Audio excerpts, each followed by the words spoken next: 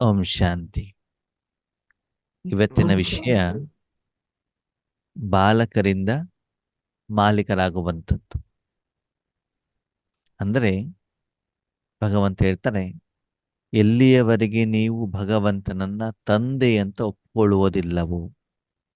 ಇಲ್ಲಿ ಪ್ರಶ್ನೆ, ಬಾಲಕ ಅಂತಂದ್ರೆ ಅನ್ನೋರು ಬಾಲಕಿ ಆಗೋದು ಬೇಡವಾ, ಬಾಲಕರಿಗೆ ಮಾತ್ರ ಸಿಗತ್ತಾ ಅಂತ? ಹಂಗಲ್ಲ. ಲೌಕಿಕದಲ್ಲಿ ಏನಾಗತ್ತೆ, ಗಂಡು ಮಕ್ಕಳಿಗೆ ತಂದೆಯ ಆಸ್ತಿಯ ಅಧಿಕಾರ ಇದೆ ಹೇಳುವಂತ ಒಂದು ಕಾನೂನು ಇದೆ ಅಲ್ವಾ. ಹೆಣ್ಣು ಮಕ್ಕಳಿಗೂ ಕೂಡ ಕೊಡಬೇಕು ಅಂತ ಈಗ ಹೊಸ ಕಾನೂನು ಬಂದಿದೆ. ಆದರೆ ಮೊದಲಿಂದಾನೂ ಕೂಡ ಗಂಡ ಮಕ್ಕಳು ಹುಟ್ಟಿದ್ರು ಅಂತಂದ್ರೆ ತಂದೆ ಎಲ್ಲ ಆಸ್ತಿಗಳಿಗೆ ಏನಾದ್ರು ಅವರು ಅಧಿಕಾರಿಗಳಾದ್ರು.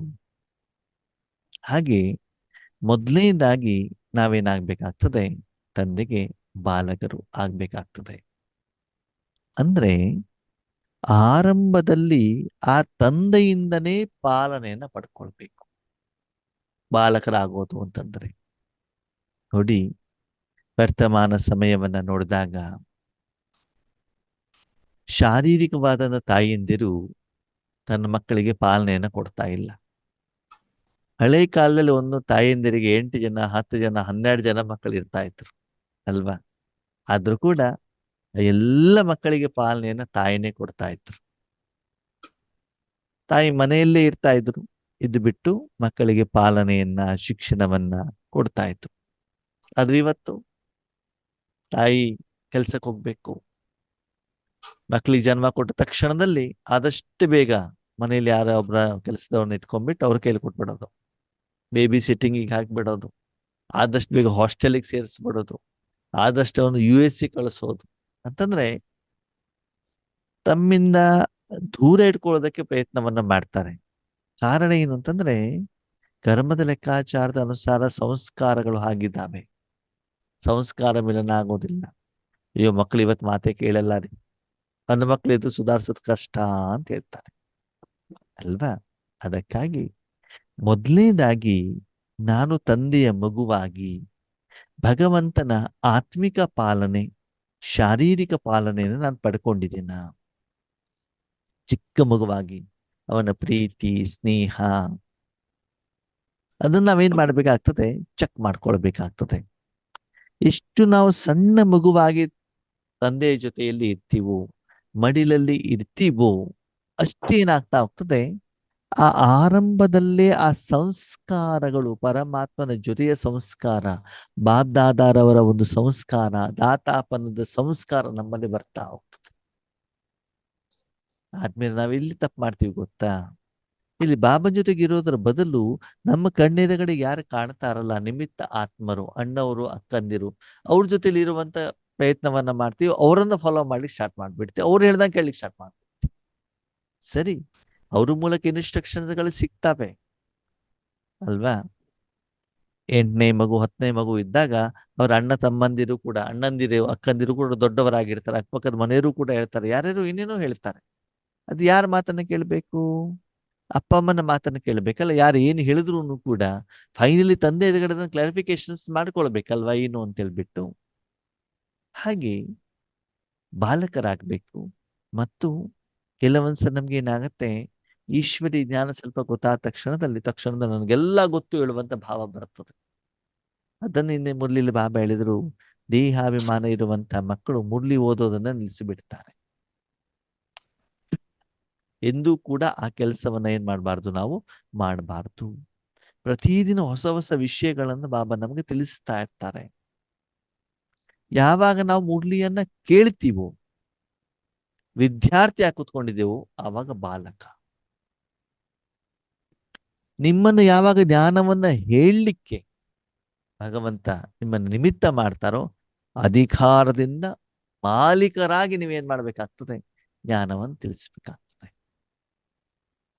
ಸರಿ, ಸಂಘಟನೆಯಲ್ಲಿ ಕುಂತಿದ್ದೀರಿ, ಲೌಕಿಕದಲ್ಲಿ ಕುತ್ಕೊಂಡಿದ್ದೀರಾ, ಅಲೌಕಿಕದಲ್ಲಿ ಕುತ್ಕೊಂಡಿದ್ದೀರಾ, ಯಾವುದೋ ಒಂದು ಕಾರ್ಯಕ್ರಮದ ಬಗ್ಗೆ ಚರ್ಚೆ ನಡೀತಾ ಇದೆ, ನಿಮಿತ್ತದವ್ರು ಏನೋ ಮಾತಾಡ್ತಿದ್ದಾರೆ, ಅವಾಗ ಸುಮ್ಮನೆ ಬಾಯಿ ಮುಚ್ಕೊಂಡು ಬಾಲಿಕನಾಗಿ ಕೇಳಬೇಕು. ಏನ್ ಹೇಳ್ತಾರೆ ಕೇಳಬೇಕು ಅಷ್ಟೇ. ಸರಿನೋ ತಪ್ಪೋ, ಬೇಕೋ ಬೇಡೋ, ಅದು ಆಮೇಲಿನ ಪ್ರಶ್ನೆ. ಸರಿ, ನಿಮ್ಮ ಹತ್ರ ಏನಾದ್ರು ಸಲಹೆ ಸೂಚನೆಯನ್ನ ಕೇಳಿದರು, ಹೇಗೆ ಮಾಡ್ಬೋದು, ನಿಮ್ಮ ಸಲಹೆ ಸೂಚನೆ ಕೊಡಿ. ಮಾಲೀಕರಾಗಿ ಅನುಭವಿಗಳಾಗಿ ಸಲಹೆ ಸೂಚನೆಯನ್ನು ಕೊಡಬೇಕು. ಕೊಟ್ಟ ತಕ್ಷಣದಲ್ಲಿ ನಾನು ಹೇಳ್ದಂಗೆ ಕೇಳಬೇಕು, ನಾನು ಹೇಳಿದ್ದೆ ಸರಿ ಇತ್ತು, ನೀವು ಅವ್ರ ಮಾತನ್ನ ಕೇಳಿದ್ರಿ, ಅದಕ್ಕಾಗಿ ಕಾರ್ಯಕ್ರಮದಲ್ಲಿ ವಿಘ್ನಗಳ ಬಂತು ಅಲ್ಲ. ನಿಮ್ಮ ವಿಷಯವನ್ನ ಹೇಳಿ. 20 ಜನ ಇದ್ದಾಗ 20 ಜನರ ಸಲಹೆಯನ್ನು ಕೊಟ್ಟಾಗ 20 ಜನರನ್ನ ಅಕ್ಸೆಪ್ಟ್ ಮಾಡ್ಲಿಕ್ಕೆ ಆಗೋದಿಲ್ವಲ್ಲ. ಯಾರ್ದೋ ಒಬ್ಬರನ್ನೇ ಸ್ವೀಕಾರ ಮಾಡ್ಬೇಕಾಗ್ತದೆ. ಓಕೆ, ಸರಿ. ಸಲಹೆ ಸ್ವೀಕಾರ ಮಾಡಿದ ಮೇಲೆ ನಿಮಿತ್ತದವರು ನಿಮ್ಗೆ ಏನ್ ಡೈರೆಕ್ಷನ್ ಕೊಡ್ತಾರೋ ಅವಾಗ ಬಾಲಕರಾಗಿ ಸುಮ್ಮನೆ ಅದನ್ನು ಫಾಲೋ ಮಾಡ್ಬೇಕಷ್ಟೇ. ಅವಾಗ ಮನಸ್ಸಿನಲ್ಲಿ ಪ್ರಶ್ನೆಗಳು ಬರಬಾರದು. ಇದನ್ನು ಕೂಡ ಬಾಬಾ ಮುರಳಿಲಿ ಹೇಳ್ತಾರೆ. ಅಂದ್ರೆ ಇದನ್ನು ಎಲ್ಲಿ ಅಪ್ಲೈ ಮಾಡಬೇಕು ಅಂತ ಭಗವಂತ ನಮ್ಗೆ ತಿಳಿಸ್ತಾ ಇರುವಂತದ್ದು. ಇನ್ನು ಮುಂದಿನ ವಿಷಯ, ನೀವು ತಂದೆಯ ಮಡಿಲಲ್ಲಿ ಕುತ್ಕೊಂಡಿದ್ದೀರಿ ಬಾಲಕನಾಗಿ. ಕುತ್ಕೊಂಡಾಗ ಏನಾಗತ್ತೆ ಗೊತ್ತಾ ಆತ್ಮೀಯರೇ? ಆ ತಂದೆ ದೇವಸ್ಥಾನಕ್ಕೆ ಹೋದಾಗ ಭಂಡಾರದಲ್ಲಿ ಹಣ ಹಾಕ್ಬೇಕಾದ್ರೆ ಡೈರೆಕ್ಟ್ ಆಗಿ ಹಾಕೋದಿಲ್ಲ. ತನ್ನಲ್ಲಿರುವಂತ ಪರ್ಸಿನ ಹಣವನ್ನು ತೆಗೆದು ಮಗನ ಕೈಯಲ್ಲಿ ಕೊಟ್ಟು ಮಗನ ಕೈಯಿಂದ ಹಾಕ್ಸ್ತ. ಯಾಕೆ? ಅವನಿಗೆ ಆ ಭಾಗ್ಯ ಬರ್ಲಿ ಅಂತ, ಕರ್ಮದ ಫಲ ಅವ್ರಿಗೆ ಸಿಗ್ಲಿ ಅಂತ. ಯಾರು ಮಕ್ಕಳು ಬಂದಿರ್ತಾರೆ, ಅವ್ರಿಗೇನೋ ತಿಂಡಿ ಕೊಡ್ಬೇಕು. ಅಮ್ಮ ಏನ್ ಮಾಡ್ತಾರೆ? ಪುಟ ಒಯ್ದ್ಬಿಟ್ಟು ಅವ್ರಿಗೆ ಕೊಡು. ಯಾಕೆ ಹೇಳ್ತಾರೆ? ಕೊಡುವಂತ ಸಂಸ್ಕಾರ ನಿಮ್ಮಲ್ಲಿ ಬರಬೇಕು ಅಂತ. ಅವಾಗ ನೀವು ಆಟ ಆಡೋದು ಬಿಟ್ಬಿಟ್ಟು ಬಾಲಕನಾಗಿ ತಾಯಿಯ ಮಡಿಲಲ್ಲೋ ತಂದೆಯ ಮಡಿಲಲ್ಲೋ ಕುತ್ಕೊಳ್ಬೇಕಲ್ಲ. ಅಮ್ಮ ಏನಾದ್ರು ಕೆಲಸ ಇದೆಯಾ ಅಂತ ಒಂದು ಮಗು ಹೋಗ್ಬಿಟ್ಟು ಕೇಳಿದಾಗ, ಹೌದು ಕಸ ಗುಡ್ಸಪ್ಪ, ರಂಗೋಲಿ ಹಾಕು, ಪಾತ್ರೆ ತೊಳೆ ಅಂತ ಬಿಟ್ಟು ಏನ್ ಮಾಡ್ತಾರೆ? ತಾಯಂದಿರು ಕಲ್ಸ್ಕೊಡ್ತಾ ಇದ್ರು. ಇವತ್ತು ದೊಡ್ಡ ಮಕ್ಕಳಾದ್ರೂ ಕೂಡ ಅಡುಗೆ ಮಾಡ್ಲಿಕ್ಕೆ ಬರೋದೇ ಇಲ್ಲ ಹೆಣ್ಣು ಮಕ್ಕಳಿಗೆ, ಅಲ್ವಾ? ಗಂಡು ಮಕ್ಕಳು ಬ್ಯಾಂಕಿಗೆ ಹೋಗೋದಿಲ್ಲ, ತಂದೆಗೆ ಯಾವ ಕೆಲಸವನ್ನು ಕೂಡ ಮಾಡ್ಕೊಡೋದಿಲ್ಲ, ಮೊಬೈಲ್ ಅನ್ನು ಹಿಡ್ಕೊಂಡು ಕುಂತಿರ್ತಾರೆ ಅಷ್ಟೇನೆ. ಹಾಗೆ ಪ್ರತಿಯೊಂದು ವಿಷಯದಲ್ಲೂ ಕೂಡ ನನಗೇನು ಗೊತ್ತಿಲ್ಲ ಬಾಬಾ, ನನಗೆ ಕಲಿಸ್ಕೊಡು ಹೇಳುವಂಥದ್ದು ರೀತಿಯಲ್ಲಿ ನಾವು ತಂದೆಯ ಸಮ್ಮುಖದಲ್ಲಿ ಹೋದಾಗ ಭಗವಂತ ನಮ್ಗೆ ಎಲ್ಲಾ ರೀತಿಯ ಜ್ಞಾನವನ್ನ, ಶಿಕ್ಷಣವನ್ನ, ತಿಳುವಳಿಕೆಯನ್ನ, ವಿಧಿವಿಧಾನವನ್ನ ನಮ್ಗೆ ತಿಳಿಸ್ಕೊಡ್ತಾರೆ. ನೋಡಿ, ಎಷ್ಟು ನೀವು ಸಣ್ಣ ಮಗುವಾಗ್ಬಿಟ್ಟು ಬಾಬಾ ಭಗವಂತನ ಮಡಿಲಲ್ಲಿ ಅಥವಾ ತಂದೆಯ ಮಡಿಲಲ್ಲಿ ಹೋಗ್ತಿರೋ ಅಷ್ಟು ಅವನು ಎದೆ ಮೇಲೆ ಇಟ್ಕೊಂಡಿರ್ತಾನೆ, ತಲೆ ಮೇಲೆ ಕುಳಿಸ್ತಾನೆ, ಪ್ರೀತಿಯನ್ನ ಮಾಡ್ತಾನೆ, ಲಾಲನೆ ಪಾಲನೆಯನ್ನ ಮಾಡ್ತಾರೆ. ನಾವು ಎಷ್ಟು ದೊಡ್ಡವರಾಗ್ಬಿಟ್ಟು ಹೋಗ್ತೀವೋ ಅಷ್ಟು ಅದೇ ಪ್ರಮಾಣದಲ್ಲಿ ಅವನ ಪ್ರೀತಿ ಇರ್ತದೆ. ಇವತ್ತಿನ ಮುರಳಿಯಲ್ಲೂ ಕೂಡ ಬಾಬಾ ಹೇಳ್ತಾನೆ, ಯಾರು ಚೆನ್ನಾಗಿ ಸೇವೆಯನ್ನ ಮಾಡ್ತಾರೋ ಅವ್ರನ್ನ ನಾನು ಹೆಚ್ಚಿಗೆ ನೆನ್ಪು ಮಾಡ್ತೇನೆ. ಉಳಿದವ್ರು ನೆನ್ಪು ಮಾಡಲ್ಲ ಅಂತಲ್ಲ, ಮಾಡ್ತೇನೆ. ಆದ್ರೆ ಹೆಚ್ಚಿಗೆ ಸೇವೆ ಮಾಡೋರ ಕಡೆ ನನ್ನ ಹೆಚ್ಚಿನ ಗಮನ ಹೇಳುವಂಥದ್ದು ಇರುತ್ತದೆ. ಹಾಗೆ ಭಗವಂತನ ಎದುರುಗಡೆಗೆ ಹೋದಾಗ ನಾವೆಂದೂ ಬಾಲಕರೇ. ಎಷ್ಟೇ ಅನುಭವಿಗಳಾಗಿ, ಎಷ್ಟೇ ವರ್ಷದ ಜ್ಞಾನದ ವಿಷಯ ನಿಮ್ಗೆ ಗೊತ್ತಿರ್ಲಿ, ಬಾಬಾ ನನಗೇನು ಗೊತ್ತಿಲ್ಲ, ನೀನು ಹೇಳ್ಕೊಡು. ಓಕೆ, ಬಾಬಾ ಕೇಳಿದಾಗ ಪ್ರಶ್ನೆಗೆ ಉತ್ತರವನ್ನ ಕೊಡಬೇಕು, ಅದರಲ್ಲಿ ತಪ್ಪಿಲ್ಲ. ಅವಾಗ ನಮ್ಮನ್ನು ನಾವು ಚೆಕ್ ಮಾಡ್ಕೊಳ್ಬಹುದು. ನಾವು ಇಷ್ಟರ ಮಟ್ಟಿಗೆ ಭಗವಂತನ ಭಾವನೆಗಳನ್ನು ನಾವು ಅರ್ಥ ಮಾಡ್ಕೊಳ್ತಿದ್ದೀವಿ. ಅದಕ್ಕೆ ಇಲ್ಲಿ ಬಾಬಾ ಹೇಳ್ತಾರೆ, ಬಾಲಕನಾಗುವ ಜಾಗದಲ್ಲಿ ಮಾಲೀಕರಾಗಬಾರ್ದು, ಮಾಲೀಕನಾಗುವಂತ ಜಾಗದಲ್ಲಿ ಬಾಲಕರಾಗಬಾರ್ದು.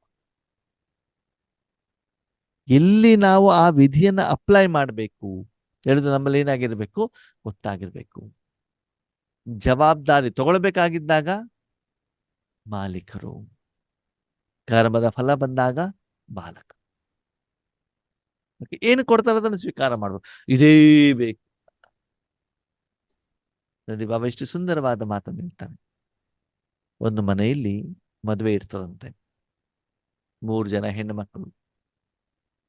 ಹೆಣ್ಣು ಮಕ್ಕಳಾದ್ಮೇಲೆ ಒಬ್ಬ ಹುಡುಗನ ಮದುವೆಯಲ್ಲಿ ತಾಯಿ ಇಲ್ಲ, ಶರೀರ ಬಿಟ್ಟಿದ್ದಾರೆ.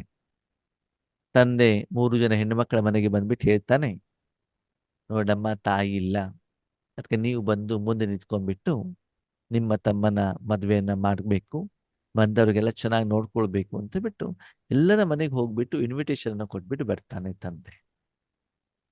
ಮೊದಲೇ ದೊಡ್ಡ ಮಗಳು ಬರ್ತಾಳೆ. ಬಂದ್ಬಿಟ್ಟು, ನನಗೆ ರೂಮ್ ಎಲ್ಲಿ, ನನ್ನ ಕಾಟ್ ಎಲ್ಲಿ, ನನಗೇನು ಗಿಫ್ಟ್ ತಗೊಂಡು ಕೊಟ್ಟಿಸಿದ್ದೀರಾ, ಅದು ನನಗೆ ಬಾರ್ಡರ್ ಸರಿ ಆಗ್ಲಿಲ್ಲ, ನನಗೆ ಇಂಥದೇ ಸೀರೆ ಬೇಕು ಅಂತ ಹೇಳ್ಬಿಟ್ಟು ಏನ್ ಮಾಡ್ತಾರೆ? ಜಗಳ ಮಾಡಿ ಅಂತ ಇಂಪಾರ್ಟೆಂಟ್ ಕೆಲಸದಲ್ಲೂ ಕೂಡ ತಮ್ಮನ ಕಾರ್ ತಗೊಂಡೋಗಿ ತಿರುಗಿ ಸೀರೆ ತಗೊಳ್ಳೋದೇ ಉದ್ದೇಶ ಇವತ್ತು. ದೊಡ್ಡ ಮಗಳು, ಸರಿನಾ? ಇನ್ನು ಎರಡನೇ ಮಗಳು ಏನ್ ಮಾಡ್ತಾಳೆ? ಬಂದಿದ್ದಾರೆ, ಕುತ್ಕೊಂಡು ಊಟ ತಿಂಡಿ ಮಾಡ್ತಿದ್ದಾರೆ, ಬಂದ ನೆಂಟರ ಹತ್ರ ಆರಾಮಾಗಿ ಮಾತಾಡ್ಕೊಂಡಿದ್ದಾರೆ. ಇದು ಎರಡನೇ ಮಗಳ ಕತೆ. ಕೊಟ್ಟಿರೋ ಗಿಫ್ಟ್ ಸುಮ್ಮನೆ ತಗೊಂಡಿದ್ದಾರೆ, ಆದ್ರೆ ಇಲ್ಲಿ ಯಾವುದೇ ರೀತಿ ಹೆಲ್ಪ್ ಮಾಡ್ತಾ ಇಲ್ಲ.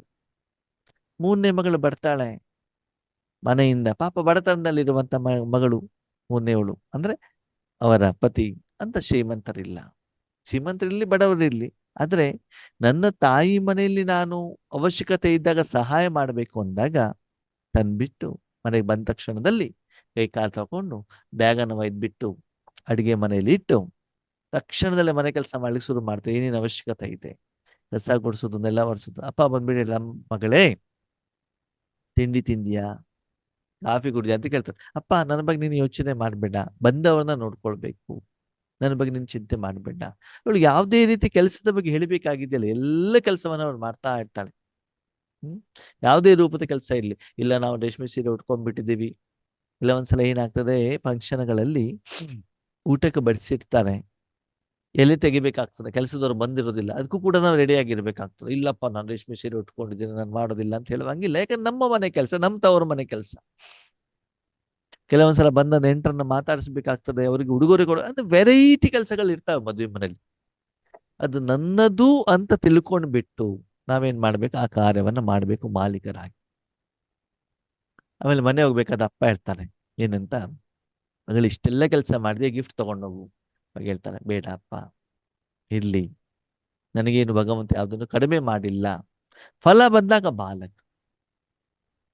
ಆ ರೀತಿ ಮಾಡಿದಾಗ ಮಗಳ ಮನೆಯಲ್ಲಿ ಯಾವಾಗ ಅವಶ್ಯಕತೆ ಇರ್ತದೋ ಅವಾಗ ತಂದೆ ಹೋಗ್ಬಿಟ್ಟು ಅವರ ಮನೆಗೆ ಹೋಗ್ಬಿಟ್ಟು ಸಹಾಯ ಮಾಡ್ತಾನೆ ಆದ್ಮೇಲೆ. ಹಾಗೆ ನಮ್ಮ ಜೀವನದಲ್ಲಿ ನಾವು ಚೆಕ್ ಮಾಡ್ಕೊಳ್ಳೋಣ. ಬೆಳಿಗ್ಗೆ ಹೇಳ್ತಾರೆ ಭಗವಂತ, ಮಗು ಬೆಳಿಗ್ಗೆ ಎದ್ದಾಗ ನಿನ್ನ ತನು ಮನ ನನಗ ಬೇಕು, ಅಮೃತ ವೇಳೆಯಲ್ಲಿ ನಿನ್ನ ಅವಶ್ಯಕತೆ ನನಗಿದೆ. ಅಷ್ಟೇ ಪ್ರೀತಿಯಿಂದ, ಸ್ನೇಹದಿಂದ, ಆನಂದದಿಂದ, ಖುಷಿಯಿಂದ, ಸೇವಾ ಮನೋಭಾವದಿಂದ ನಮ್ಮ ತನು ಮನವನ್ನ ಭಗವಂತನಿಗೆ ಅರ್ಪಣೆ ಮಾಡ್ತಾ ಇದ್ದೀವ. ಭಾನುವಾರದ ಮುಲ್ಲಿಲ್ ಬಾಬಾ ಹೇಳಿದ್ರು, ಇಲ್ಲಿವರೆಗೆ ನೀನು ಏನೇನನ್ನ ಕೇಳಿದ್ದೇನೆ ಎಲ್ಲವನ್ನು ನಾನು ಕೊಟ್ಟಿದ್ದೇನೆ ನಿನಗೆ, ಇನ್ನು ಮೇಲೆ ನನ್ನ ಕೆಲಸಕ್ಕೆ ನಿನ್ನ ತನುಮನವನ್ನ ಕೊಡು. ಸಂಗಮ ಯುಗ ಅಂತಂದ್ರೆ ಇಬ್ಬರಿಗೂ ಅಧಿಕಾರ ಇದೆಯಲ್ಲ. ಆ ರೀತಿ ಭಗವಂತ ಕೇಳಿದಾಗ ನಾವು ತನುಮನವನ್ನ ಭಗವಂತನಿಗೆ ಕೊಡ್ತಾ ಇದ್ದೇವಾ ಅಲ್ವಾ? ಅದಕ್ಕಾಗಿ ಬಾಲಕನಾಗಿ ಕೊಡಬೇಕು, ಯಾವುದೇ ಡಿಮಾಂಡ್ ಇರಬಾರ್ದು. ಅದನ್ನು ಬೇಕು ಇದನ್ನು ಬೇಕು ಅಂತ ಡಿಮಾಂಡ್ ಇರಬಾರ್ದು. ನಾವು ಮನಸ್ಸನ್ನ ಕೊಡಬೇಕಾಗ್ತದೆ. ಓಕೆ, ಹಾಗೆ ಯಾವ ಸಮಯದಲ್ಲಿ ಬಾಲಕನಾಗಬೇಕು, ಯಾವ ಸಮಯದಲ್ಲಿ ಮಾಲೀಕನಾಗಬೇಕು ಹೇಳುವಂತ ನಮ್ಮಲ್ಲಿ ಸ್ಪಷ್ಟವಾಗಿ ಇರಬೇಕಾಗ್ತದೆ. ಭಗವಂತನ ಡೈರೆಕ್ಷನ್ ಬಂತು ಸೇವೆಗೆ, ಅಧಿಕಾರದಿಂದ ಮಾಲೀಕನಾಗಿ ಕರ್ಮವನ್ನ ಮಾಡಿ ಸೇವೆಗೆ ನಿಮಿತ್ತರಾಗಿ. ಫಲ ಬಂತು, ಟಕ್ ಅಂತ ಹಿಂದಕ್ಕೆ ಬಂದ್ಬಿಡಿ. ನಾವೇನ್ ಮಾಡ್ತೀವಿ, ಯಾರೇ ಕರ್ಮ ಮಾಡಿ ಫಲ ಬಂತು ನಮ್ಮ ಮುಂದೆ ಹೋಗ್ತೀವಿ, ನಾನ್ ಮಾಡಿದ್ದು ಅಲ್ಲ. ಕರ್ಮವನ್ನ ಮಾಡಲಿಕ್ಕೆ ನಾನು, ಫಲ ಬಂದಾಗ ಯಾರು ಬೇಕಾದ್ರೂ ತೆಗೆದುಕೊಳ್ಳಿ, ಏನ್ ತೊಂದರೆ ಇಲ್ಲ. ತಮ್ಮ ಜೀವನದಲ್ಲಿ ಗೊತ್ತಿದೆಯಲ್ಲ, ಬೆಳಿಗ್ಗೆ ಎದ್ಬಿಟ್ಟು ಎಲ್ಲಾ ಕೆಲಸವನ್ನ ನೀವೇ ಮಾಡ್ಬೇಕು, ಅಡುಗೆನೂ ನೀವೇ ಮಾಡ್ಬೇಕು. ಎಲ್ಲರೂ ಊಟ ಮಾಡ್ಕೊಂಡು ಹೋದ್ಮೇಲೆ ಉಳಿದ ಮೇಲೆ ನಿಮಗೆ ಅಲ್ವಾ. ಕೆಲವೊಂದ್ಸಲ ಅಡಿಗೆ ಮಾಡಿದ ಮೇಲೆ ಮಾಡಿರುವಂತ ಅಡಿಗೆ ಕಡಿಮೆ ಆಗ್ಬಿಟ್ಟು ನಿಮ್ಗೆ ಅರ್ಧ ಹೊಟ್ಟೆ ಇದ್ರು ಕೂಡ ನೀವು ಖುಷಿ ಆಗ್ತೀರಾ, ಎಲ್ಲರೂ ಖುಷಿ ಪಟ್ಬಿಟ್ಟು ಹೋದ್ರಲ್ಲ, ಅವರು ಎಲ್ಲರ ಹೊಟ್ಟೆ ತುಂಬತಲ್ಲ ಅಂತ. ಅದಕ್ಕಾಗಿ ಆದ್ಮೇಲೆ ಸೇವೆಯನ್ನ ಮಾಡ್ಬೇಕಾದ್ರೆ ನಾವು ಮಾಲೀಕರಾಗ್ಬೇಕಾಗ್ತದೆ, ಸೇವೆಯ ಫಲ ತೆಗೆದುಕೊಳ್ಬೇಕಾಗ್ತದೆ, ಆಗ ಪಾಲಕರಾಗ್ಬೇಕಾಗ್ತದೆ. ಇನ್ನು ಕೆಲವೊಂದ್ಸಲ ಭಗವಂತನ ಶಕ್ತಿಯನ್ನ ಕೊಡುವಂತ ಸಂದರ್ಭದಲ್ಲಿ ಯಾವಾಗ್ಲೂ ಕೂಡ ನಾನು ಬಾಲಕನೇ. ಎಂದು ನೀವು ಶಿಕ್ಷಕರಾಗಬೇಡಿ, ಯಾವಾಗಲೂ ನೀವು ತಂದೆ ಆಗ್ಬೇಡಿ, ಯಾವಾಗಲೂ ಗುರು ಆಗ್ಬೇಡಿ. ನೀವು ಯಾವಾಗಲೂ ಅವನ ಕೈಯಲ್ಲಿ ಇರುವಂತ ಒಂದು ಸಾಧನನಾಗಿ, ನಿಮ್ಮ ಮೂಲಕ ಈಶ್ವರಿ ಜ್ಞಾನವನ್ನ ಭಗವಂತ ಹೇಳ್ತಾ ಇದ್ರು ಕೂಡ ನಾನು ವಿದ್ಯಾರ್ಥಿ ಆಗ್ಬಿಟ್ಟು ನಾನು ಕೇಳ್ತಾ ಇದ್ದೇನೆ. ಅದೇ ರಾಜಯೋಗವನ್ನು ಅಪ್ಲೈ ಮಾಡ್ತಾ ಇದ್ದೀರಿ ಧಾರಣೆಯಲ್ಲಿ, ಆವಾಗ ಮೊದಲು ನಾನು ಧಾರಣೆ ಮಾಡುವ ಒಂದು ಸಂದರ್ಭದಲ್ಲಿ, ಹೌದು ನಾನು ಅದನ್ನು ಧಾರಣೆ ಮಾಡ್ಬೇಕು, ಬೇರೆಯವರು ಮಾಡ್ತಾರೋ ಬಿಡ್ತಾರೋ ನನಗೆ ಬೇಕಾಗಿಲ್ಲ ಅಂದ್ರೆ, ಯಾವ ಸಮಯದಲ್ಲಿ ಬಾಲಕ ಸ್ಥಿತಿಯನ್ನ ಮಾನಸಿಕವಾಗಿ ನಾನು ನನ್ನ ಜೀವನದಲ್ಲಿ ಅಳವಡಿಕೆ ಮಾಡಬೇಕು, ಯಾವ ಸಮಯದಲ್ಲಿ ನಾನು ಮಾಲೀಕನಾಗ್ಬೇಕು ಹೇಳುದು ನಮ್ಮಲ್ಲಿ ಏನಾಗಿರ್ಬೇಕಾಗ್ತದೆ, ಸ್ಪಷ್ಟವಾಗಿರ್ತದೆ ಆತ್ಮೀಯರೇ. ಮತ್ತೆ ಸಮಯ ಸಂದರ್ಭನೂ ಕೂಡ, ಈಗ ಮುರಳಿಯನ್ನ ನುಡಿಸ್ತಾ ಇದ್ದಾರೆ ಅಂತಂದಾಗ ಅವಾಗ ನೀವೇನ್ ಮಾಡ್ಬೇಕು, ಬಾಲಕನಾಗಿರಬೇಕು. ಅವಾಗ ಮಾಲೀಕನಾಗಿ, ಇಲ್ಲ ಅಣ್ಣವ್ರೆ, ನಾನು ಟೋಲಿ ಮಾಡೋದಿದೆ, ಅಡಿಗೆ ಮಾಡೋದಿದೆ ಅಂತ ಬಿಟ್ಟು ಅವಾಗ ಅದನ್ನು ಮಾಡ್ಲಿಕ್ಕೆ ಹೋಗುವಂಗಿಲ್ಲ. ಯಾವ ಸಮಯದಲ್ಲಿ ಯಾವ ಕಾರ್ಯವನ್ನ ಮಾಡಬೇಕು ಅದನ್ನೇ ಮಾಡಬೇಕಾಗ್ತದೆ. ಅದರ ಒಂದು ಪರಿಜ್ಞಾನ ಹೇಳುವಂಥದ್ದು ನಮಗೆ ಸ್ಪಷ್ಟವಾಗಿ ಗೊತ್ತಿರಬೇಕಾಗ್ತದೆ. ಯಾವ ಸಮಯದಲ್ಲಿ ಬಾಬನ ಜೊತೆ ಹೀಗೆ ವ್ಯವಹಾರ ಇರಬೇಕು. ಕೆಲವೊಂದ್ಸಲ ನಾನು ಕೂಡ ಬಾಬನ ಜೊತೆ ಜಗಳ ಮಾಡ್ತೇನೆ. ನಾನು ಕೊಡ್ತೀನಿ, ನಿನ್ಗೆ ಯಾರಿಗೆ ಕೊಡ್ತೀಯಾ ಅಂತ. ಅದು ಖುಷಿಯ ಜಗಳ ಅದು. ಓಕೆ, ಪ್ರತಿ ಸಲ ಕೊಡು ಕೊಡು ಕೊಡು ಕೊಡು ಅಂತ ಬೇಡವಂಗಿಲ್ಲ ಅಲ್ವಾ. ಕೆಲವೊಂದ್ಸಲ ಯಾರ್ದೋ ಮನೆಗಳಿಗೆ ನಾವು ಹೋದಾಗ, ಸೇವಾ ಕೇಂದ್ರಗಳಿಗೆ ಹೋದಾಗ, ನಮ್ಮ ಮನೆ ಅಂತ ಬಿಟ್ಟು ನಮ್ಮ ಸೇವಾ ಕೇಂದ್ರ ಅಂತ ನಾವು ಕರ್ಮವನ್ನು ಮಾಡಿದಾಗ ನಾವೇನಾದ್ರೂ ಕೇಳಿದ್ರೆ ಅವ್ರು ಏನ್ ಹೇಳ್ತಾರೆ ಗೊತ್ತಾ? ಅಣ್ಣವ್ರೆ, ನೀವು ನಿಮ್ಮ ಮನೆ ಅಂತ ತಿಳ್ಕೊಂಡು ಮಾಡಿದಾಗ ನೀವೇನ್ ಬೇಕಾದ್ರೂ ತೆಗೆದುಕೊಳ್ಳಿಕ್ಕೆ ನಿಮ್ಗೆ ಅಧಿಕಾರ ಇದೆ, ನಮ್ಗೆ ಕೇಳಬೇಡಿ, ಬೇಕಾಗಿರೋದನ್ನ ಎತ್ಕೊಳ್ಳಿ. ಮತ್ತೆ ಆಹಾರ ಇರ್ಬೋದು, ಊಟ ತಿಂಡಿ ಇರ್ಬೋದು, ವಸ್ತುಗಳಿರ್ಬೋದು, ಉಡುಗೊರೆಗಳಿಗಿರ್ಬೋದು.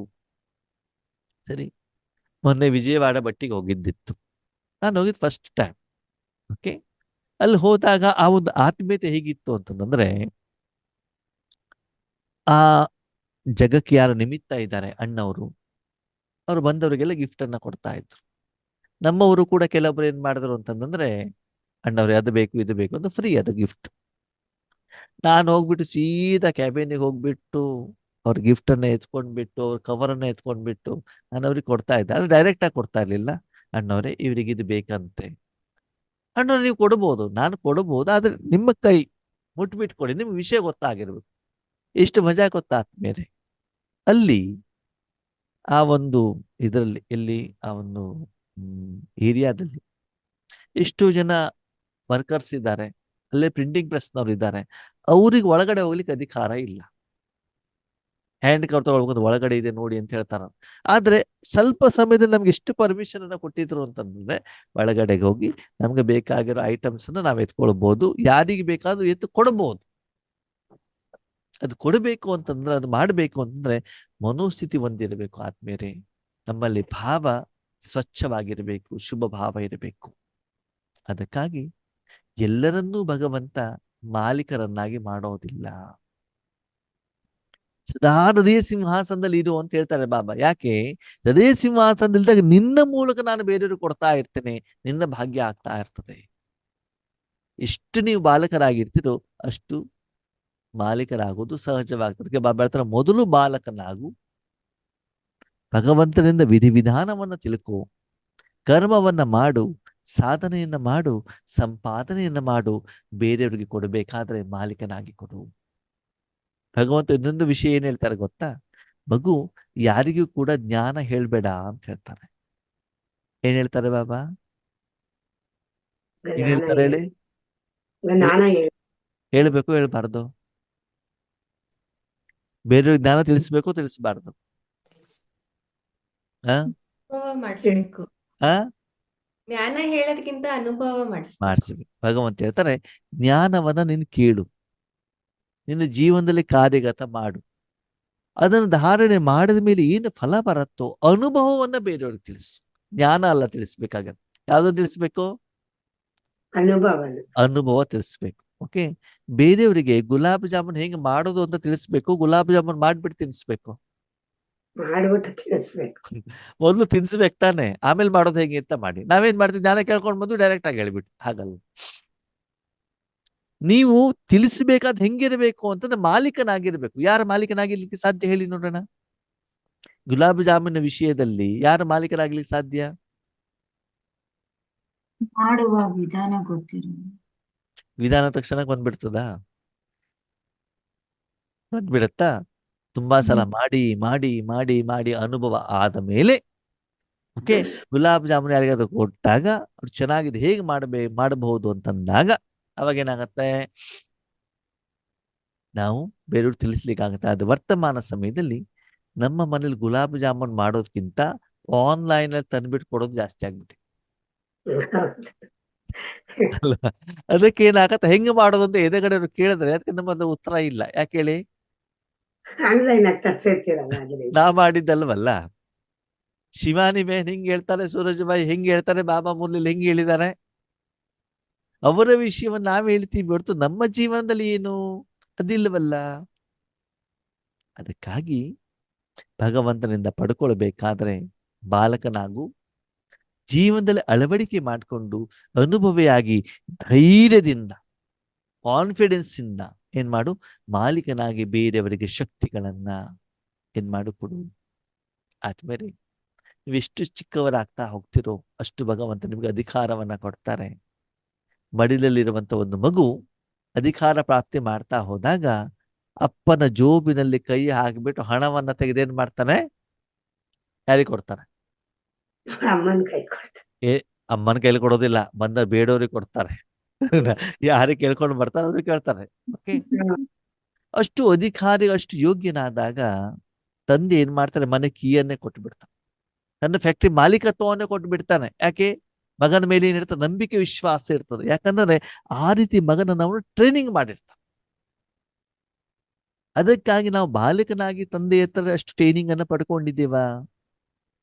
ಈ ಮಗು ಏನು ಮಾಡುದು ಕೂಡ ಕರೆಕ್ಟ್ ಆಗಿ ಮಾಡತ್ತೆ ಹೇಳುವಂತ ನಂಬಿಕೆ ವಿಶ್ವಾಸ ಭಗವಂತನಲ್ಲಿ ಇರಬೇಕಾಗ್ತದೆ. ಅಷ್ಟು ಭಗವಂತ ಜೊತೆಗೆ ನಂಬಿಕೆಯನ್ನು ನಾವು ಇಟ್ಕೊಳ್ಬೇಕಾಗ್ತದೆ ಆತ್ಮೀಯರೇ. ಅದಕ್ಕಾಗಿ ಎಲ್ಲಿ ಬಾಲಕತನದ ನಿಯಮವನ್ನ ಅಳವಡಿಕೆ ಮಾಡಬೇಕು ಅದು ಅಲ್ಲೇ ಮಾಡಬೇಕಾಗ್ತದೆ. ನಾವೇನ್ ಮಾಡ್ತೀವಿ, ಅದನ್ನ ಉಲ್ಟಾ ಧಾರಣೆ ಮಾಡಿದಾಗ ಫಲಿತಾಂಶದಲ್ಲೂ ಕೂಡ ಉಲ್ಟಾ ಆಗ್ಬಿಡ್ತದೆ. ಯಜ್ಞದಲ್ಲೂ ಕೂಡ ಕೆಲವೊಂದ್ಸಲ ನೋಡಿದ್ದೇನೆ, ಕೆಲವೊಬ್ರು ಫಲಕ್ಕೆ ಮುಂದೆ ಹೋಗ್ತಾರೆ, ನನಗ್ ಬೇಕು ನನಗ್ ಬೇಕು ನನಗ್ ಬೇಕು ಅಂತ ಬಿಟ್ಟು ಅಲ್ವಾ. ಅದು ಕರ್ಮದಲ್ಲಿ ಆವಾಗ ಹಿಂದೆ, ಅಡಿಗೆ ಮಾಡಬೇಕಾದ್ರೆ ಹಿಂದೆ, ಅಡಿಗೆ ಎಲ್ಲ ರೆಡಿ ಆಗ್ಬಿಡ್ಲಿ ತಿನ್ಲಿಕ್ಕೆ ಮುಂದೆ. ಹೇಗಿರ್ಬೇಕು ನಾವು? ಅಡಿಗೆ ಮಾಡ್ಲಿಕ್ಕೆ, ಸಹಾಯ ಮಾಡ್ಲಿಕ್ಕೆ, ಸಹಯೋಗ ಮಾಡ್ಲಿಕ್ಕೆ ಮುಂದೆ ಇರಬೇಕು. ಸೆಂಟರ್ ಅಲ್ಲೇ ಕಟ್ಟಿದ ಮೇಲೆ ಸನ್ಮಾನ ಮಾಡ್ಕೊಳ್ಳಿಕ್ಕೆ ಮುಂದೆ ಬರ್ತಾರೆ. ಸೆಂಟರ್ ಕಟ್ಟಬೇಕಾದ್ರೆ ಗೋಡೆಗೆ ನೀರು ಹಾಕ್ಬೇಕು ಅನ್ನೋದು ಅವಾಗ ಪುರ್ಸತ್ತಿರೋದಿಲ್ಲ ಅಲ್ವಾ. ಎಲ್ಲಾ ಕಾರ್ಯಕ್ರಮ ರೆಡಿ ಆದ್ಮೇಲೆ ಕೂತ್ಕೊಂಡು ಅನುಭವಿಸ್ಲಿಕ್ಕೆ ಮುಂದೆ ಬರ್ತೀವಿ. ಆದ್ರೆ ಭಗವಂತನ ಮನಸ್ಸು ಯಾರಲ್ಲಿ ಇರ್ತದೆ ಹೇಳಿ ನೋಡೋಣ. ಬಾಬಾ ಸುಂದರವಾದ ಮಾತನ್ನು ಇರ್ತಾರೆ, ಡೈಮಂಡ್ ಹಾಲ್ ಅಲ್ಲಿ ನನ್ನ ಎದುರುಗಡೆಗೆ ಬಂದು 70 ತಗೊಳ್ಳೋರ್ಕಿಂತ ಹಿಂದ್ಗಡೆ ಕೂತ್ಕೊಂಡು ನಿಜವಾದ ಸೇವೆ ಮಾಡಿರ್ತಾನಲ್ಲ, ಅವನಿಗೆ ಚೆನ್ನಾಗಿ ನಾನು ಅನುಭವವನ್ನ ಮಾಡಿಸ್ತೇನೆ. ಯಾಕಂದ್ರೆ ಅವನು ಸದಾ ಕಾಲ ನನ್ನ ಹೃದಯದಲ್ಲಿ ಇರ್ತಾನೆ. ಅದಕ್ಕಾಗಿ ಎಷ್ಟು ನೀವು ಬಾಲಕನಾಗಿರ್ತೀರೋ, ಬಾಲಕನೇನು ಗೊತ್ತಾ, ನನಗೇನು ಗೊತ್ತಿಲ್ಲಪ್ಪ, ಮನಸ್ಸನ್ನು ನಿನ್ನ ಕೈಲಿ ಕೊಟ್ಟಿದ್ದೇನೆ. ನಾವೇನ್ ಮಾಡ್ತೀವಿ, ಬಾಬಾ ಇವತ್ತು ಮನಸ್ಸನ್ನು ಕೊಡ್ತಿದ್ದೇನೆ, ಇವರಿಗೆ ಸಕಾಶ್ ಕೊಡು, ಇದೇ ಕೆಲಸವನ್ನ ಮಾಡಿಕೊಡು, ಹೀಗೆ ಆಗ್ಬೇಕು, ಈ ಕರ್ಮದ ಫಲ ಹೀಗೆ ಆಗ್ಬೇಕು ಅಂತ ಬಾಬನಿಗೆ ಏನ್ ಮಾಡ್ತೀವಿ, ಡೈರೆಕ್ಷನ್ ಅನ್ನ ಕೊಟ್ಟು ಬಿಡ್ತೀವಿ. ನೋ, ಸಮಸ್ಯೆ ಹೀಗಿದೆ ಅಷ್ಟನ್ನ ಹೇಳಿ, ಹೀಗೆ ಪರಿಹಾರ ಮಾಡಬೇಕು ಅಂತ ಎಂದೂ ಕೂಡ ಬಾಬನ ಜೊತೆಗೆ ಡೈರೆಕ್ಷನಿಗೂ ಕೊಡಬೇಡಿ, ಜಿದ್ದು ಕೂಡ ಮಾಡಬೇಡಿ. ಓಕೆ, ಎಷ್ಟು ನೀವು ಬಾಲಕರಾಗಿರ್ತೀರೋ ಅಷ್ಟು ಉತ್ತಮ. ದಿನದಿಂದ ದಿನಕ್ಕೆ ದಿನದಿಂದ ದಿನಕ್ಕೆ ದಿನದಿಂದ ದಿನಕ್ಕೆ ಸಣ್ಣವರಾಗ್ತಾ ಹೋದಾಗ ನಿಮ್ಮನ್ನ ಮಾಲೀಕರನ್ನಾಗಿ ಮಾಡುವಂತ ಜವಾಬ್ದಾರಿ ಭಗವಂತದ್ದು. ಅದು ನಾವು ಸ್ವಲ್ಪ ತಿಳ್ಕೊಂಡ ತಕ್ಷಣ ನನಗೇ ಎಲ್ಲ ಗೊತ್ತಿದ್ಯಪ್ಪ ಅಂತ ಮಾಲೀಕರಾಗಿ ಮುಂದೆ ಹೋದಾಗ ನಿಮ್ಮನ್ನು ಹೇಗೆ ಕೆಳಗಡೆ ದಬ್ಬಬೇಕು ಅಂತ ಭಗವಂತನಿಗೆ ಗೊತ್ತ. ನಿಮ್ಮನ್ನು ದಬ್ಬೋದಿಲ್ಲ ಅವನು, ಅದ ಪಾಠ ಕಲಿಸ್ತಾನೆ ಅಷ್ಟೇನೆ. ಹೆಂಗೆ ಮೇಲೆ ಇರ್ತಾರಲ್ಲ, ಹೇಗೆ ಮರ ಕಡಿಬೇಕು ಅಂತ ಗೊತ್ತಿದೆ ಅವನಿಗೆ. ಅದಕ್ಕಾಗಿ ಆ ಕೆಲಸವನ್ನ ಮಾಡಬೇಡಿ. ಸದಾಕಾಲ ಗೊತ್ತಿರ್ಲಿ, ಏನು ಆಸ್ತಿ ಭಗವಂತ ಕೊಡ್ತಾ ಇದ್ದಾರೋ ಅವರ ಆಸ್ತಿಯನ್ನ ಕೊಡ್ತಾ ಇದ್ದಾರೆ, ನನ್ನ ಆಸ್ತಿ ಅಲ್ಲ ಅಲ್ವಾ. ಯಾವಾಗ ಸಣ್ಣ ಮಗು ಆಗಿರ್ತಿರೋ, ಮಗು ಯಾವಾಗ್ಲೂ ಎಲ್ಲಿರ್ತದೆ, ತಾಯಿ ತಂದೆ ಮಡಿಲಲ್ಲಿ. ತಂದೆ ಮಡಿಲಲ್ಲಿ ಇರ್ತದಲ್ವಾ. ಅವಾಗ ತಂದೆ ಯಾರಿಗೆ ಏನು ಕೊಡ್ಬೇಕಾದ್ರೂ ಕೂಡ ಯಾರ ಮೂಲಕ ಕೊಡ್ತಾ ಇರ್ತಾನೆ, ಮಗುವಿನ ಮೂಲಕ. ಆಸ್ತಿ ಯಾರ್ದು, ತಂದೆ. ಅಲ್ವಾ. ಮಾಲೀಕ ಯಾರಾಗ್ಬಿಡ್ತಾರೆ, ತಂದೆನ. ಮಾಲೀಕ ಯಾರಾಗ್ಬಿಡ್ತಾರೆ, ಮಗು ಆಗ್ಬಿಡ್ತದೆ ಅಲ್ವಾ. ಹಾಗೆ ನೀವು ಸಣ್ಣ ಮಗು ಆಗ್ಬಿಟ್ಟು ತಂದೆಯ ಮಡಿಲಲ್ಲಿದ್ದಾಗ ಯಾವ್ಯಾವ ಸಮಯದಲ್ಲಿ ಶಕ್ತಿ, ಗುಣಗಳು, ವಿಶೇಷತೆಗಳು, ಜ್ಞಾನ ಏನು ಕೊಡ್ತಾರ ಬಾಬಾ ಕೊಡ್ತಾ ಇರ್ತಾರೆ. ಎಂದೂ ಕೂಡ ಭಗವಂತನ ದೊಡ್ಡವರಾಗ್ಬಿಡಿ. ಕೆಲವೊಂದ್ಸಲ ಸಣ್ಣ ಮಕ್ಳು ಏನ್ ಮಾಡ್ತಾರೆ ಗೊತ್ತಾ, ಮಡಿಲಲ್ಲಿ ಇರ್ತಾರೆ, ಸ್ವಲ್ಪ ದೊಡ್ಡವರಾದ್ಮೇಲೆ ಏನ್ ಮಾಡ್ತಾರೆ ಹೇಳಿ, ಏನ್ ಮಾಡ್ತಾರೆ? ಸಣ್ಣ ಮಕ್ಕಳು ಅಪ್ಪನ ಮಡಿಲಲ್ಲಿ ಆಟ ಆಡ್ತಾರೆ. ಓಕೆ, ಸ್ವಲ್ಪ ದೊಡ್ಡವರಾದ್ಮೇಲೆ ಅಪ್ಪನ ಕೈ ಹಿಡ್ಕೊಂಡು ಓಡಾಡ್ತಾರೆ ಅಲ್ವಾ. ಇನ್ನು ಸ್ವಲ್ಪ ದೊಡ್ಡವರಾದ್ಮೇಲೆ ಏನ್ ಮಾಡ್ತಾರೆ,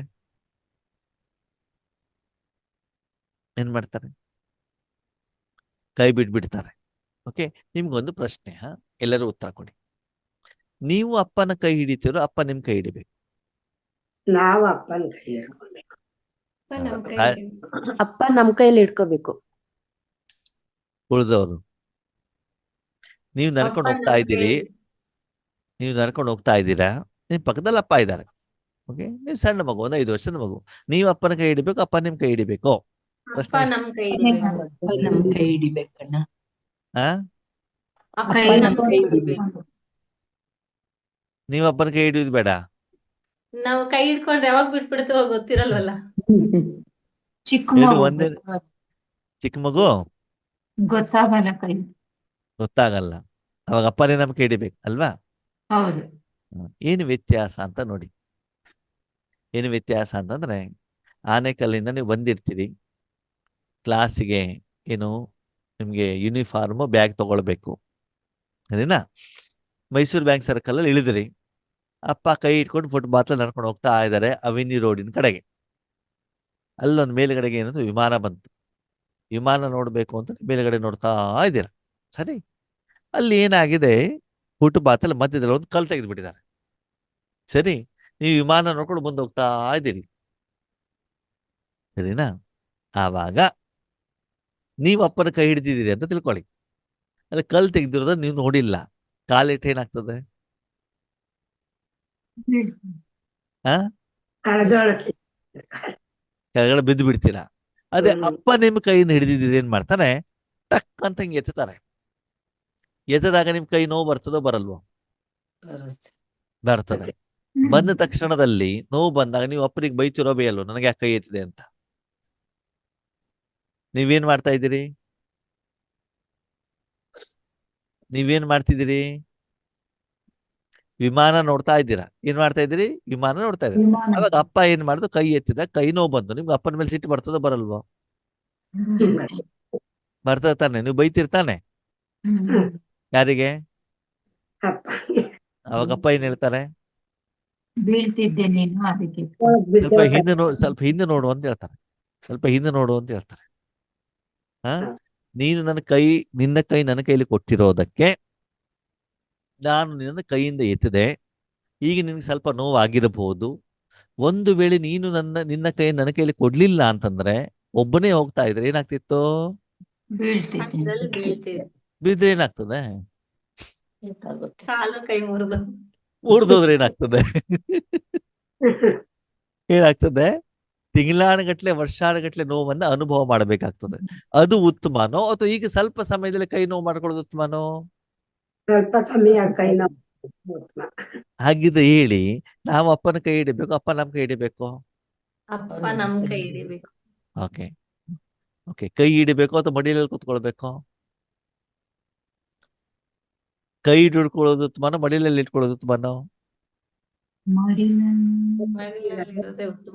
ನೋಡಿ, ಕೈ ಹಿಡ್ಕೊಂಡ್ರೆ ಅಂತ ಸಮಸ್ಯೆ ಬಂದಾಗ ಅವನು ಕೈ ಎತ್ತಾನೆ, ನೀವು ಕೈ ನೋವು ಬರ್ತದೆ. ಮಡಿಲಲ್ಲಿ ಬಂದಾಗ ಕೈ ನೋವು ಪ್ರಶ್ನೆನೇ ಇಲ್ವಲ್ಲ, ಹೌದೋ ಅಲ್ವಾ? ಯೋಚನೆ ಮಾಡಿ. ಅದನ್ನೇ ಬಾಬಾ ಹೇಳ್ತಾ ಇರೋದು, ಮನ್ಮನ ಭವ. ನಮ್ಗೇನಾಗತ್ತೆ, ಸ್ವಲ್ಪ ನೋವು ಬರುತ್ತೆ. ಅದಕ್ಕಾಗಿ ನಿಮ್ಮ ಜೀವನ ಹೇಳುವಂತ ಕೈಯನ್ನ, ಸಮಯ ಹೇಳುವಂತ ಕೈಯನ್ನ, ಮನಬುದ್ಧಿ ಹೇಳುವಂತ ಕೈಯನ್ನ ಯಾರ ಕೈಲಿ ಕೊಡಬೇಕು? ಭಗವಂತನ ಕೈಲಿ ಕೊಟ್ಟಾಗ ಕೆಲವೊಂದ್ಸಲ ನಿಮ್ಮ ರಕ್ಷಣೆಗೋಸ್ಕರ ಭಗವಂತ ಸಹಾಯ ಮಾಡ್ಲಿಕ್ಕೆ ಬಂದಾಗ ಆ ಸಮಯದಲ್ಲಿ ನಿಮ್ಗೆ ಕಷ್ಟ ಅಂತ ಅನಿಸ್ಬೋದು. ಸ್ವಲ್ಪ ದಿನದಂತ ನೋಡಿದಾಗ ಅದಲ್ಲೇ ಏನಿರ್ತದೆ? ಕಲ್ಯಾಣ ಇರ್ತದೆ. ಭಗವಂತನ ಜೊತೆಯಲ್ಲಿ ಇದ್ದಾಗ ಮಾತ್ರ. ನೀವೊಬ್ಬರೇ ಇದ್ದಾಗ ಆ ಕರ್ಮದ ಫಲ ಏನಾಗತ್ತೆ? ನಿಮ್ಗೆ ದುಃಖವನ್ನ ಕೊಡತ್ತೆ. ಅದಕ್ಕಾಗಿ ಬಾಬಾ ಹೇಳ್ತಾರೆ, ಎಷ್ಟೇ ದೊಡ್ಡವರಾದ್ರೂ ಕೂಡ ಭಗವಂತನ ಜೊತೆ ನಾವೇನ್ ಮಾಡ್ಬೇಕು? ಹೇಗಿರ್ಬೇಕು? ಬಾಲಕರು. ಊರಿಗೆ ಅರಸನಾದರೂ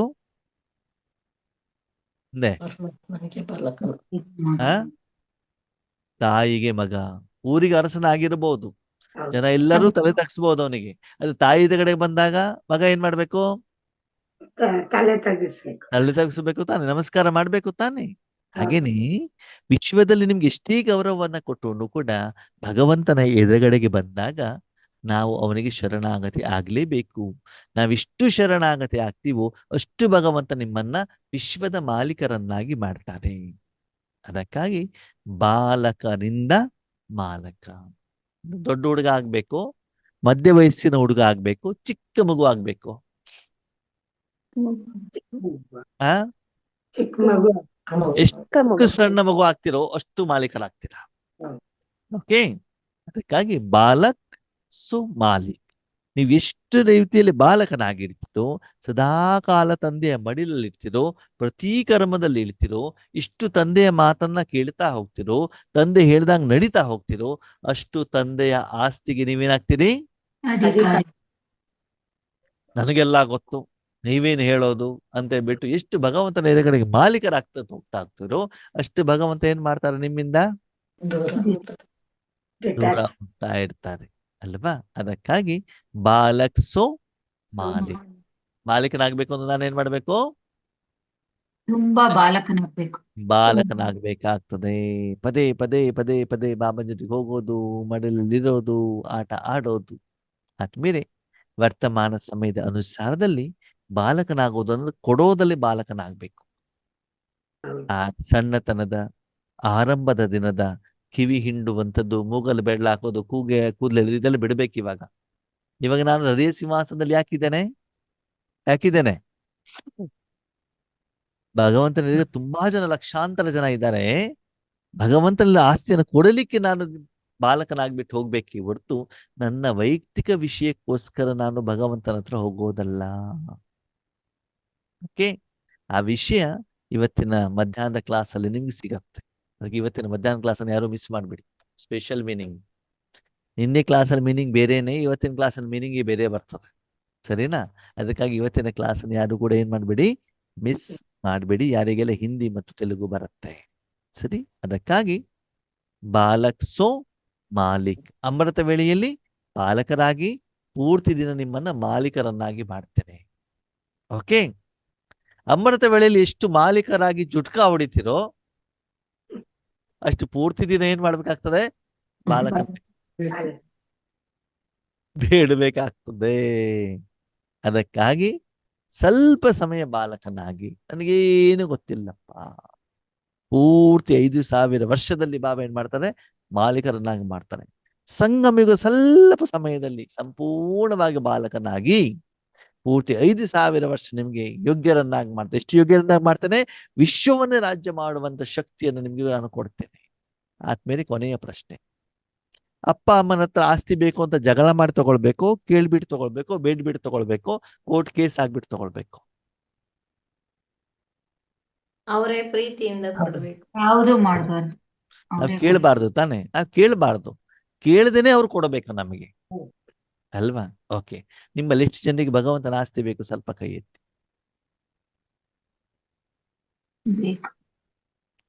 ಕೈ ಎತ್ತಿ. ಬೇಕು ತಾನೆ? ಬೇಕಾದ್ರೆ ಕೈ ಎತ್ತಿ. ವಿಡಿಯೋ ಆನ್ ಮಾಡ್ಕೊಂಡು, ಅಥವಾ ವಿಡಿಯೋ ಆನ್ ಮಾಡಿದ್ರೆ ಕೈ ಎತ್ತಿ. ಬೇಕು ಅಂತ. ಅರ್ಚನಾ ಕೊರಿಬೇಕಂತೆ, ಅನಿತಾ ಕೊರಿಬೇಕಂತೆ. ಉಳಿದವರಿಗೆ ನಾವೇ ತಗೊಳ್ತೀವಿ. ಅವನು ಕೊಡದೇನೆ ನೀವು ತಗೊಳ್ಳೋದು ಹೆಂಗೆ? ನಮ್ಗೆ ಅಧಿಕಾರ ಇರುತ್ತಲ್ಲ ಅಣ್ಣ. ಅಧಿಕಾರದಿಂದ ತಗೊಳ್ತೀರಿ. ಸರಿ, ಅಂತೂ ಆಸ್ತಿ ಕೊಡುವ ಅಂತೂ ಬೇಕು. ರೀತಿಯಲ್ಲಿ ಇರಬೇಕು. ಸರಿ, ಆಸ್ತಿ ಅಂತೂ ಬೇಕು ತಾನೆ ನಿಮ್ಗೆ ಹೌದು. ಅಲ್ವಾ? ನನಗೆ ಆಸ್ತಿ ಬೇಡ. ನನಗೇನ್ ಬೇಡ? ನನಗೆ ಭಗವಂತನ ಆಸ್ತಿ ಬೇಡ. ನನಗೇನ್ ಬೇಕು? ಭಗವಂತನೇ ಬೇಕು. ನನ್ಗೆ ಯಾರು ಬೇಕು? ಭಗವಂತನ ಈಗ ಹೇಳಿ, ಭಗವಂತನ ಆಸ್ತಿ ಬೇಕು, ಭಗವಂತನ ವರದಾನ ಬೇಕು?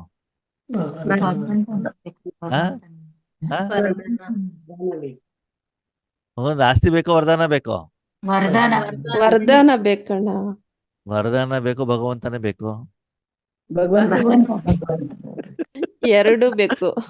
ಇಲ್ಲ, ಹೇಳಲ್ಲ. ಭಗವಂತ ಇದ್ರೆ ವರದಾನ ಆಟೋಮೆಟಿಕ್ ಆಗಿ ಸಿಗ್ತಾನೆ ಇರುತ್ತೆ. ನೋಡಿ, ಒಂದು ವಿಷಯ ಏನು ಗೊತ್ತಾ?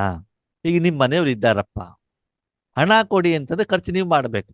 ಮನೆಯವರೇ ಬಂದ್ಬಿಟ್ರೆ ಅವರೇ ಮಾಡ್ತಾರೆ. ಅಲ್ವಾ? ಲಗೇಜ್ ಎಲ್ಲ ಎತ್ಕೊಂಡ್ಬರೋದು ಯಾರು? ಅವರೇನೆ.